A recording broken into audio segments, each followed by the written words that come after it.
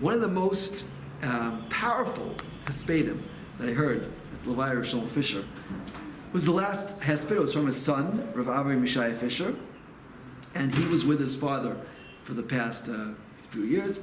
He went through unbelievable Yisurim, and he asked a question which really got me thinking. The question was like this: Chazal tell us it's a Gemara in Rosh Hashanah, Daf Yud Ches Beis. It's also a Medrash Eicha Aleph Lamed Zayin. When you put the two, the Gemara and the Medrash together, it says like this: Kasha Misha Sadikim Yosem Yisrael Beis Elokeinu. The death of a tzaddik is worse than the burning of the Beis Hamikdash. Yeah, the death of a tzaddik is worse than burning of the Beis Hamikdash. Right? So, Lamaisa, he said, how could this be? Right? How could this be? The Beis Hamikdash. Right? It was just there this morning in the Mokum Hamikdash and the Kaisel, and you have people coming there all over the world. Basi L'Kol Ha'amim, right? You have non-Jews there. Right? I was at a bar mitzvah there. There was like a Chinese guy taking pictures until the Baal Simcha said, "Okay, Shabbos we don't want to pay." But the Beis Hamikdash, we're still mourning it 2,000 years later.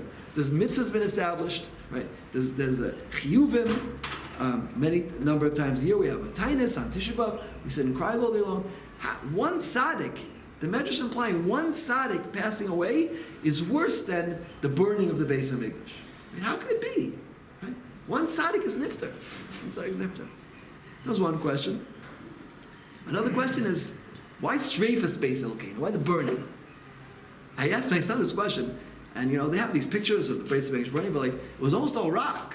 It was marble and gold. It was burning. There must have been some wood there and some other things, but why the burning? Seemingly, the main thing was that it was destroyed. Why do I have to focus on the burning? Right. So I want to tell you what his son said, and then afterwards I'm going to tell you my own pshat here. Right. He said an incredible thing. Right. Rosh Shlomo, what's the big deal about the Beis Hamikdash? HaKadosh Baruch Hu hid himself in this world. We know the word olam is from the word hela, hidden. And Hashem's hidden himself in the world. There's one place in the world where he didn't hide himself, and that was the Beis Hamikdash. Right? The Chazon Ish made an incredible statement. He said there can't be a real apikoros today, because if there's no Beis Hamikdash, there's no real apikoros. You went in the Beis Hamikdash, you would see 10 miracles happening. Right?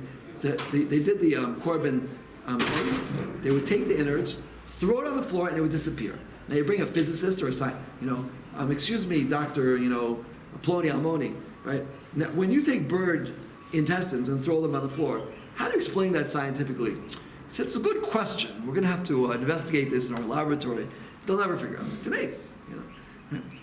So when there was a Beis Hamikdash, Hashem's presence, you would walk in Hashem's presence was real. Right? But it was destroyed. So now what? Yeah.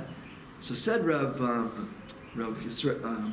Amir Shai Fisher, his son, took care of him. He said, you would walk into Rav Shlomo Fisher's little room that he had in Itri, where he learned all week long. He said, outside the door was Olam Hazeh. Inside the door was a different world, right? It was a world where it was clear to see the Shekhinah. When you sat and watched my father learning, right, that was a completely and totally different world. You saw Torah Lishma, you saw Anava, you saw Midas, you saw Asmada, you saw Chesed, you saw Mesikos Sater. You saw the Shekhinah. Yeah? And that was Kasha Nisa Sadikim, Yosem Yisrael Beis Elokeinu. Right? When we lost that, right, that's as if it were the last remnant we have of the Shekhinah in this world, is Misas Sadikim. And in that respect, right, it's even worse than, and the Chorban, right? The Chorban, as was said, Hashem took his anger out on stones and wood. But L'maisa, we lose a tzaddik. That's incredibly painful, right? Because the Shekhinah, that Hakara of the Shekhinah, with the destruction of the Beis Hamikdash, there was much more choshech in the world. And the one remnant we have of light left, is with the tzaddik. And when such a tzaddik is nifter, then it's not. It's painful, right? It's a tragedy.